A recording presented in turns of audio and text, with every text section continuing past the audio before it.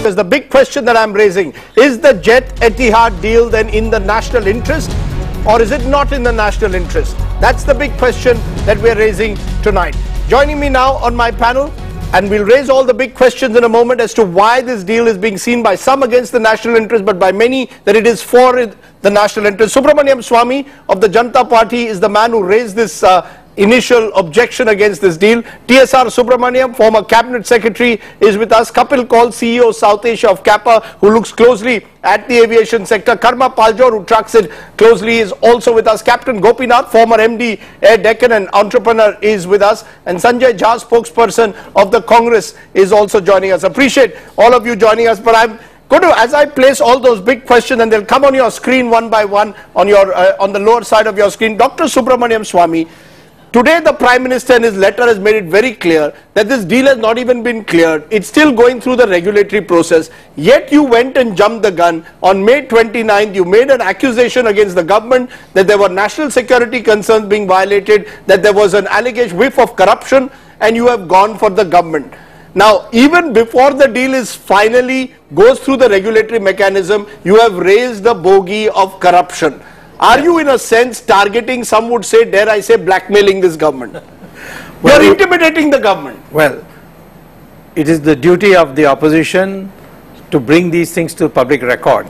Had I not written that letter, on June 11th, yes, the FIPB would have cleared the project. The Prime Minister says that he has been raising this issue on the 22nd of from the 22nd of April. He did not even go to Abu Dhabi for a bilateral visit. Yes, of course you're not. I have never held the Prime Minister responsible. It is you in the media who are talking about his U-turn and all that. I certainly think that he has done what he could do within the constraints that have been placed on him. I only say this. Today we have a parliamentary committee which says it's not in the national interest.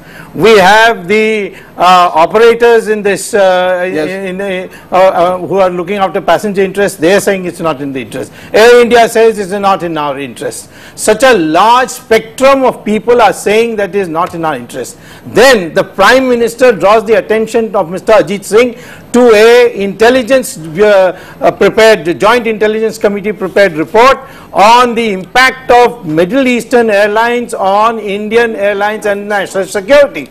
Now, national security issues are not raised by me alone. It's been raised on a document which has been brought to the attention of Mr. Ajit Singh. Mr. Ajit Singh is asked to convene, prepare a cabinet note so the cabinet meeting can be called. He is given a reminder and still the cabinet meeting has not taken place. So you're effectively saying that there was an attempt by ministers in this government to push through this deal in haste. That's your charge. That despite the Prime Minister, I will say that Mr. Ajit Singh had a joint secretary on 22nd in Abu Dhabi waiting to sign. The nigger in the woodpile was the interministerial group which opposed this deal, and that's where the problem arose, and that's why he went to the Prime Minister. But let me also tell you. Let me quote from your own letter. You say my usually reliable sources tell me that if this deal is finally cleared and implemented, it would destroy the Indian airline industry, especially Air India, and empower a foreign airline, and a nation known for money laundering will become a hub for India's passenger traffic. That's right. Now,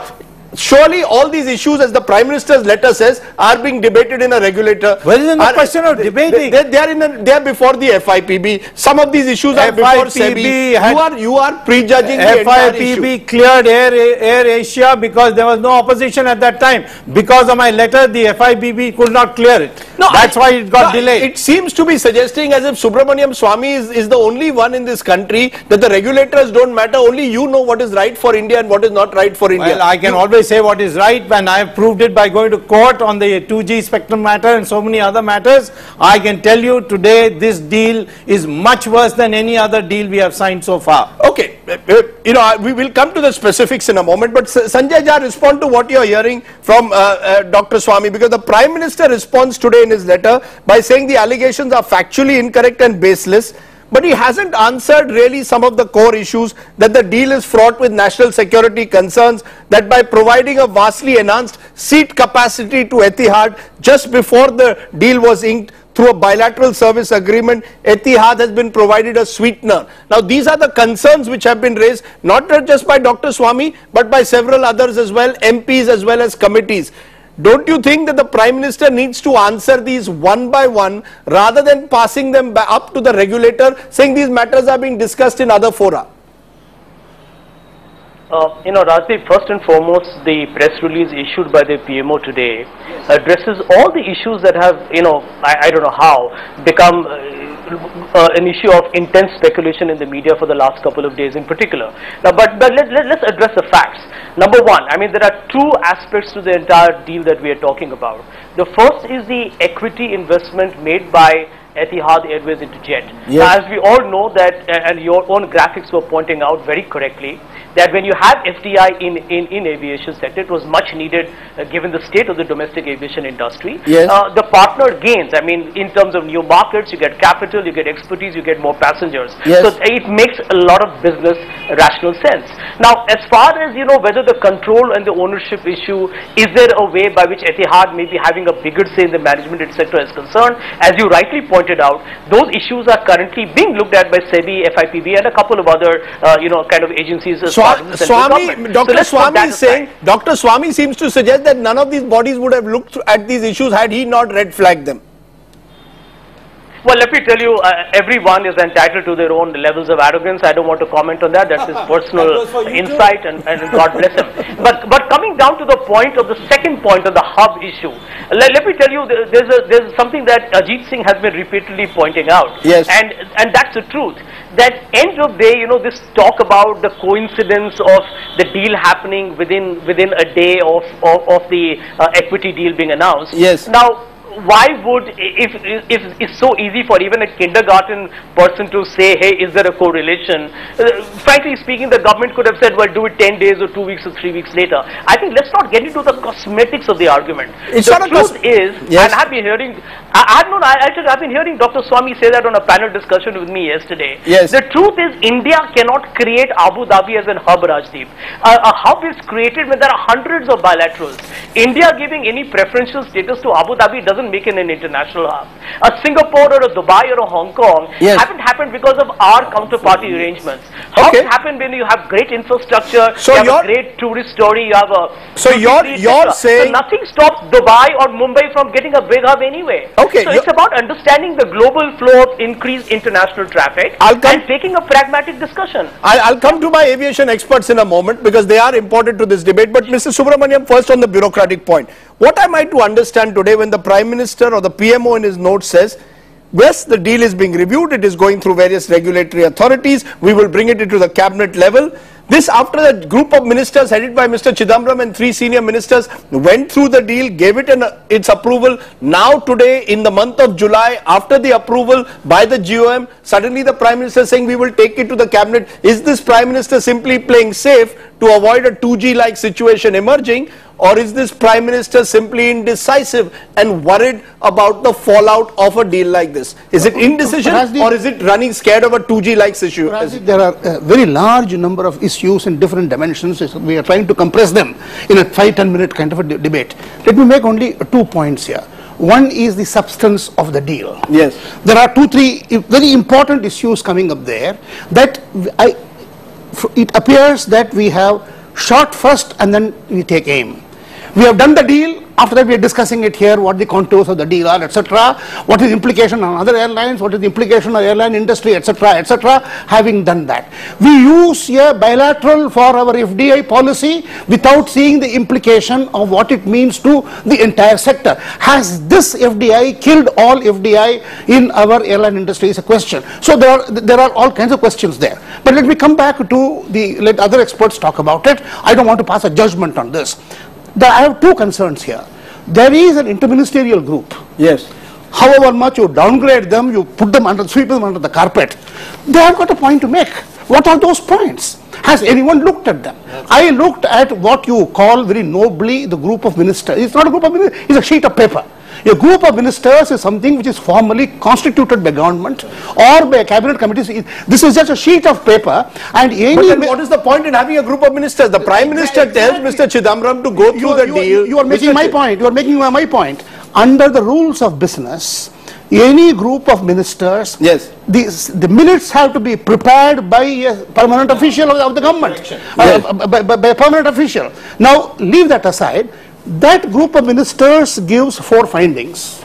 Yes. It does not rebut any of the, it doesn't even refer to the arguments made. In fact, the chairman of the group of ministers, their own ministry has objections in this particular area. My question here is that how cavalier can we be in taking decisions here? Government has a right to take decisions, provided they look at all aspects, but they have no right to take decisions first and then have it examined later. That's an interesting point, that you've taken the decision and now we are going... And lastly, the public would like to know, are the objections of the interministerial group valid or not? Are they substantive or not? Can I for a moment take those objections to our aviation experts? One correction. Yes. The Prime Minister did not ask Mr. Chidambaram to evaluate the deal. He asked him to find out whether, as Mr. Ajit Singh requested, whether the recommendation of the interministerial group can be overruled. But it can, effectively Mr. Chidambaram did give the green signal. He may have exceeded his brief. That's your view, Mr. Swamy, that you believe that he exceeded his brief. I'll come to that in a moment, but Kapil Kaul, as an aviation expert, let's get it clear. Is this deal in India's interest or not? There is one feeling that India needs more foreign direct investment, including in the aviation sector. On the other hand, an additional 36,670 seats per week suddenly being given to an airline like Etihad, even just before the deal is inked, will lead to the suspicion that the only one really gaining is Etihad and Abu Dhabi. Where does the truth lie? Does this deal benefit India or not? And Indian civil aviation or not? 2 things. First thing you raised about FDI. FDI for aviation was important. Yes. It was important policy correction which we didn't do for 20 years. Yes. There's a separate debate. Why didn't we allow foreign airlines to invest in India for 20 years? That's a separate debate. But we strongly welcome FDI. But you need to have FDI in an equitable framework, in a transparent framework, so that the entire industry and the national competitiveness of the sector is enhanced. Unfortunately, through this deal, no matter what people say, that bilateral is different, valuation is different, equity sale is different, valuation is fundamental to this deal. And I'll tell you two reasons for it. Etihad is not interested in making Jet Airways profitable. Etihad is interested in supporting their long-haul network, which they're expanding very rapidly, and they want to build an Abu Dhabi hub. That is the rationale for their entire investment. So to that extent, the biggest beneficiaries are Etihad and Abu Dhabi, not India, and not Jet Airways, and not India's civil aviation industry. Abu Dhabi for them is a game-changing deal. So they believe it's a game changer for Etihad. Yes, but even for Jet, if you look at it, they were struggling to raise money for 3-4 years. Certainly this deal not only gives them 379 million, it's a 900 million package, and that bilaterals are central to it. If that would not have happened, the deal would not have happened. Because you got that 900 million because of the bilaterals, it places Jet Airways in a competitively stronger position. Point taken. But which it would not have had this bilateral not been. But the question is, Karma, have India's interests really been compromised, or are the interests of a few competing airlines and airports in India whose interests are in danger? Let's be clear. Is it the GVK, the GMR, the Indigos who have more to worry about than really, as Dr. Swamy is trying to suggest somewhere, that there is some foreign agency which is behind it, or a country which is involved in, but is internal competition also partly responsible here? Certainly so, Rajdeep. If you look at our own carriers, they have much to worry about, because we are talking about the global network, global muscle of an Etihad, who's got presence in so many countries, 80 destinations. But that aside, just wanted to put one question to Dr. Swamy. So the FDI in aviation was cleared. For allowing foreign airlines to invest in India. Wasn't that the time for you to raise these concerns? No. Emirates flies from Dubai, flies from Dubai. They have 54,000 seats they are operating out of India. Why didn't you highlight these issues? Why didn't you talk about Air India? Why didn't you talk about Indigo at the time when the government enhanced bilaterals for them? I mean, that was the time, or the time when the government decided to allow FDI by foreign. That was the right time for a What is so specific about this deal, Dr. Swamy, that has got you into a lather? That is the bottom line. If, for example, the hub was in Singapore or Bangkok, would you have got into a lather? Is it Abu Dhabi that is troubling you? Is it Etihad's alleged ownership and money laundering charges you make against Gulf countries that trouble you? What is it that is troubling you about this deal? Well, first of all, I don't specialize in airline industry like you. So therefore, I don't concentrate on every move in the airline industry. It's just a figure, sir. No, but hold on, Dr. Swamy, I must intervene again. You today have again gone and written a letter now on Air Asia. Yes. Again, you are saying Air Asia's deal needs to be I will re-examined examine and the entire deal It needs to be probed again. So it appears that you have suddenly found an interest in the aviation sector. And there, because I didn't write in advance, it cleared the FIPB. No, so what is Even it? totally Why illegal. suddenly now? I am saying that I have seen a report. I have written a new letter to the Prime Minister. Yes. Pointing out to him the Joint Intelligence Committee report on the FDI effect on national security, which is, I am sorry, I can't make it public because it is absolutely top secret. Number one. Number two, the Prime Minister has referred to in his own memo that Ajit Singh should look at the impact of Middle Eastern airlines on Indian airline industry. Now that also has, I have seen a big write-up on the national security. Mr. Yechuri's committee also mentions national security. But as Mr. Now, Subramanian says, all these issues should have been discussed, debated before you went in for an FDI policy. You've now gone in for an FDI policy. FDI plus bilateral. I have come in when I have found others who wrote received no response. Yes. Many wrote before me. It's not that they came much earlier. And I came in at a time when it appeared that this deal was going to go through, and Mr. Chidambaram seemed to be hell-bent to clear it. No, that's my worry. Is this again Dr. Swamy versus Chidambaram? No, is there something? Because even in Air Asia today, you have indicated that it's the finance minister who in some way there is is pushing no this corrupt deal deal in the country today which Mr. Chidambaram doesn't have a hand in. No, but finance minister. Hold on, Wait a minute. Hold on, Dr. Swamy. Mr. Chidambaram is not on this program. You are making a straight defamatory allegation here. I am talking to you as finance minister. He is in every one of those deals. So therefore, that's the issue. No, ultimately, it's the government's responsibility. It cannot blame an individual. Government's responsibility. Where do I challenge that? In the court. In the Etisalat matter also, we had an intelligence input, yes, which was overlooked by the FIPB. And I want to say to you today that when I say there is a serious national security issue, it is after examining the holding pattern of the Etihad, which includes Pakistanis as did the Etisalat. Okay, you're going to raise the national security issue, and I'll come back to that also specifically. But let me just bring in Captain Gopinath, who's been waiting. You worked in the aviation sector. Do you believe this is in India's interest or not? Will this, in a sense, open up the aviation sector to more competition, which is what many people believe is the way forward? First, whether it's because of the indefatigable Subramanian Swamy's intervention or the Prime Minister on his own, yes, I think it's good that he's taking a real look. But having said that, we all know, yes, that this airline in question has been over the years influencing government policy with successive governments. Yes. When the 5-year rule was introduced, not allow other airlines to go abroad but only Jet Airways. Yes. It helped Jet Airways very clearly. Yeah. So, the private equity deal is separate, the bilateral is separate. Yes. But when Etihad put a gun on the head of Jet Airways, yes, saying that our investment will come only if there is a bilateral deal, yes, I think it raises, suspicion, as Kapil Kaul said and as others said. No, so you make an important point, Captain. One second. Yes, go ahead. One second. What I'm happy is that what this has brought to the fore and what it has brought to focus is that India does not have a long-term aviation strategic policy. Whether we have created monopolies in airports, whether we have India needs a hub, yes, what kind of FDI, yes, what kind of we need a long-term, like a country needs an energy policy, we need a long-term aviation policy. India still today, yes, doesn't have an aviation policy. Successive aviation ministers appointed committees, Naresh Chandra committee was appointed, sure, but it never saw the light of day. We have been making rules to suit individual airlines. Okay. And this is one more case of making rules out of Air India or for making I take your point. Rules for Jet Airways. Rules are subverted to benefit a few. We do not have a comprehensive aviation policy. Rules are subverted to benefit a few, according to you. Sanjay Jha, that is the nub of the problem. I think where everyone is coming from, in a sense, or the critics are coming from, is the seeming lack of transparency.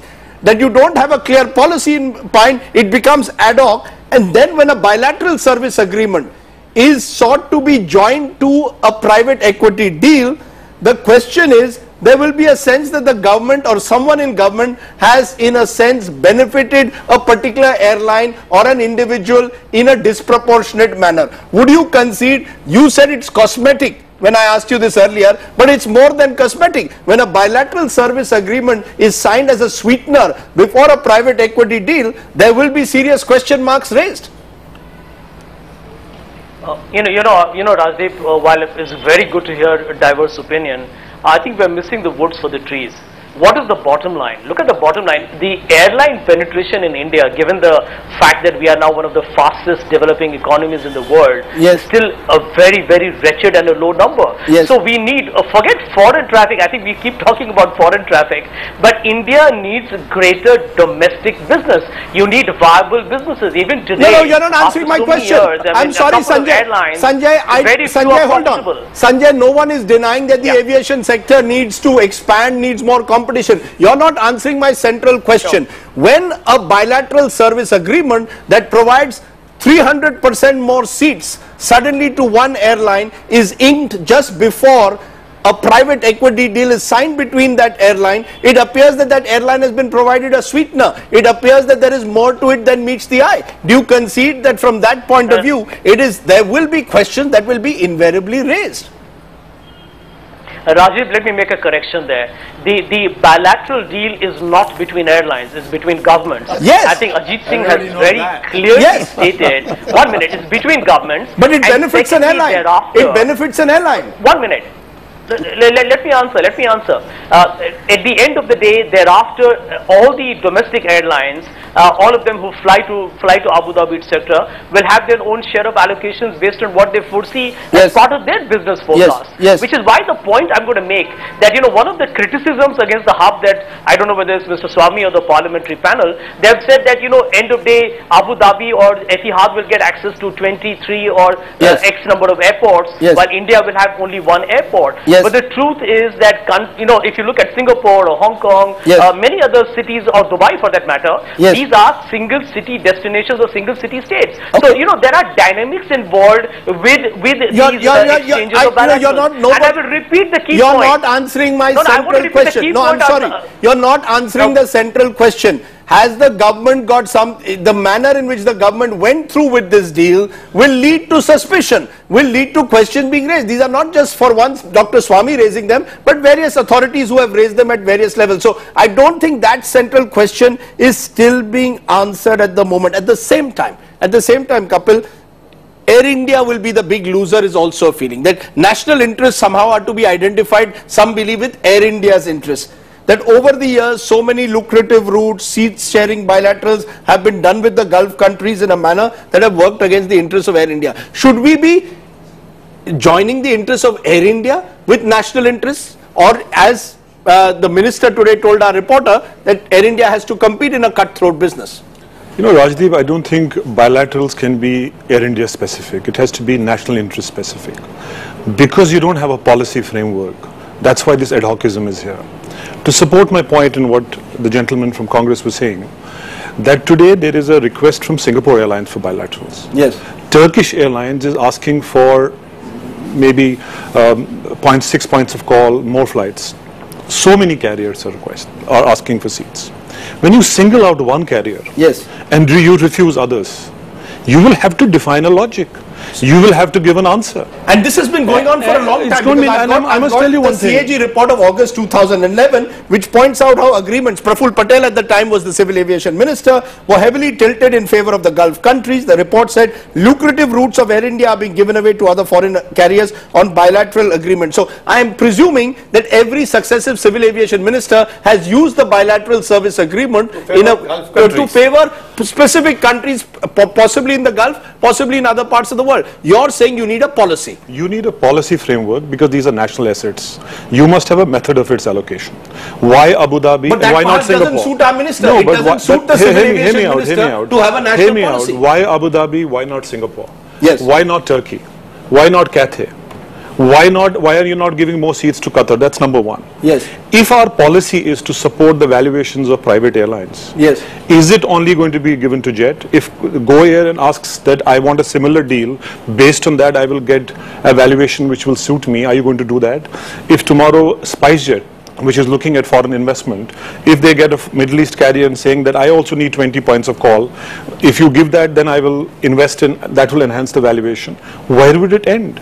Somebody has to answer that why not Singapore, why not Turkey, why not Abu Dhabi? Here we are talking about opening up the economy, but this is precisely what has happened. With that. Because this opening up of the economy leads to cronyism. We've seen that in the telecom sector. Now we are seeing in the civil aviation in the absence of clear, transparent rules. We need to open up, and exactly the same syndrome we are seeing here. Yes. In telecom and in coal, we did not have a policy. We did ad hoc, and we see where we have gotten into. Yes. And Call has explained now precisely what is happening in this sector. Yes. We are putting the cart before the horse. Yes. We need to open up. We need FDI. Are you going to have one more bilateral for each FDI? Because without the bilateral, no FDI is going to come down. Because you see, policy is a continuum. The system. Policy is a continuum. It has to be followed by every government. It is the government. You believe it has suited every government, every bureaucracy to retain the discretionary power of deciding with which airline to have a bilateral and with which to not? Yes, it has been highly. No, there has been no policy at all. The policy has been to go purely on an ad hoc. Because it suits the interest. It suits the interest of the political establishment in power. 2G and Colgate, the same principles apply here. Only two more things. Yes. How is it we can cavalierly ignore 6 ministries, 8 ministries, 9 comments? Yes. And then the public doesn't even know what they are. Interministerial group. Let us at least know what the objections are. How can we even do that? Can I therefore then turn to the Prime Minister's note once again? And Dr. Swamy, you must answer this. The Prime Minister's note makes it clear that the private equity deal is between two principals, Jet and Etihad. Government has nothing to do with it. Then it says that the bilateral service agreement in this instance is subject to cabinet approval and regulatory approvals. Are there not sufficient, effectively suggesting that there are sufficient checks and balances in the system to ensure that the deal is not simply a sellout as you seem to imply? I'll tell you why it's not correct. On 28th of February, Jet Airways announced its deal with Etihad. Yes. Immediately, the Amir of Abu Dhabi said no such deal has been worked out because certain assurances of the government of India have not yet materialized. Yes. Then comes this bilateral deal. Yes. And you find that even before any agreement, the delegation from the ministry is there to sign, and so is Mr. Naresh Goyal in Abu Dhabi. Yes. And at that time, Mr. Ajit Singh realizes that maybe because of the interministerial group recommendation, the Prime Minister may not agree. He goes to the Prime Minister and says, I want to overrule the IMG, for which Mr. Prime Minister asked Mr. Chidambaram to discuss the matter. Mr. Chidambaram goes one step forward and decides the matter. You're saying a charade was enacted. You're saying a charade was that it had already been decided more or less what was to be done. And they were all there to sign. But and they signed on 24th. Yeah, but you've been making one consistent point about security concerns. Let's be honest. Etihad flies across the world. It flies into this country. Right? It is not as if Etihad doesn't fly across the world. It flies to 50 countries across the world. When you raise security concerns, you need to prove that those security concerns. I have so told you that there is a report to which the Prime Minister himself had asked Mr. Ajit Singh to go into. The Prime Minister certainly doesn't raise it in his note. He may not put it in those words, but what does he say? The role of Middle Eastern airlines on Indian airlines. What does that mean?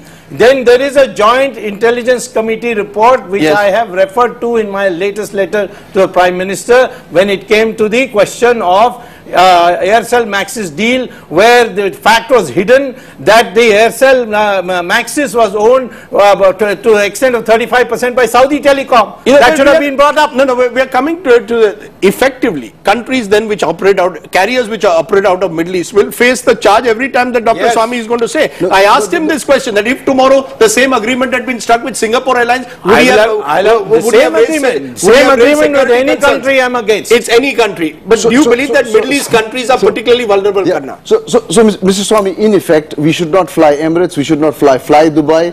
The 54,000 seat entitlement that Emirates has to India. So should never have been done. This does not make sense because, sir, the kind of... I'll answer your question. I've understood it. Let me finish, sir. Right. The kind of benefits that the passengers are getting, I mean, a lot of us have flown by Emirates. The kind of tickets, the cheap tickets that we get have certainly benefited the passengers. Today, you can fly to Dubai and fly out of Dubai for 30, 40,000. I've heard this argument from Mr. Raja about the tariffs on the mobile phones. It's not an argument. I'm not on that. It's a reality. We do fly. The question is, all this is subject to the minimum considerations of national security. Okay, so I'm only saying this, that when it comes to a question of national security, there are agencies which have to have the inputs. In the FIPB, they should have called for a security report. They did not call for it. Why didn't they not call for it? Hold on. So is Kapil called the real issue now, looking at it from a national security perspective? Because as FDI opens, as the aviation sector opens, more and more countries and more airlines will possibly want to come in the near future. So is the real answer to this entire issue, have a clear, transparent policy so that people know exactly on what basis you are giving these various bilateral service agreements. That's where it boils down to. Then the Dr. Swamis of the world will not be able to post facto raise their issues. There are not many Dr. Swamis of the world. Okay, there are not many Dr. Swamis of the world. You're unique. Just a quick point. Yes. Just to summarize, bilaterals is a national asset. We must have a policy framework. Yes. How you distribute it must be done transparently. FDI is welcome, but it cannot be equitable. It has to be equitable and transparent. It cannot be game changing for one and not for the rest of the industry. More important, and this is a very important point, we live in a very open and transparent world. It is not hidden what happened at the bilateral meeting at Abu Dhabi when Indian contingent went there. Every airline was in that meeting. It is not hidden that what happened with the Secretary of Civil Aviation's meeting where every airline was there. What happened? It is known that what Abu Dhabi mentioned in that meeting to Indian counterparts, every airline is aware of it. Okay. Right. So my worry is the method of distribution. How you are allocating a national asset. Okay. Otherwise, when FDI came, we strongly welcomed it. It was a game changer. But you need to be game changing for the sector. Okay, so final word. Just want to put it. How can it be equitable when Air India does not have the aircraft to deploy? If you want to be equitable, Air India must also be made as strong as an Etihad or a Qatar or any other global airline. Exactly. So how can you do that? You can't do that. So it's not strong. It can be made stronger overnight. I've run out of time. I appreciate your joining us. There are several issues. Air India is another issue to be discussed on another day, the state of Air India. But for now, our focus has been on Jet-Etihad. Captain Gopinath, sorry we couldn't come more often to you, but I appreciate your joining us along with Sanjay Jha. You want to give a final word, Captain Gopinath, to that big question? Is it in the national interest or not? Yes or no? Jet-Etihad, will you support it or not? No, I don't support it purely from the point of the other commentators they made. Yes. The point I'm making is that every country these days, aviation is a cornerstone of their economic policy. Right. And in India, unfortunately, it is not central to our economic planning. We look at Dubai or even Singapore, right, or even other countries, even America. So we don't have a comprehensive, long-term, strategic transportation aviation policy. Once that is done, I think these kind of things will not happen. Okay. Well, that is, as TSR Subramanian put it well, that in India we often put the cart before the horse. This is a classic example. We are having a debate more than 2 months after the deal has been actually inked and an MOU has been signed, and there will be repercussions of that on the on FDI. If investors now start believing that the government of the day says one thing in the month of April and says something else in the month of July. But I appreciate all my panelists joining us on our talking point tonight. Editor's take, where do we stand? The Jet-Etihad deal threatens to follow an all too familiar narrative that has hobbled the UPA2 government when it comes to big ticket deals. The charge of corruption, whether based on fact or perception, is enough to push the government into a tailspin. Part of the problem is the opacity of decision making that provides ample scope for suspicion. Since this deal involves an Ajit Singh, a coalition partner with a rather checkered past, the charge might even stick.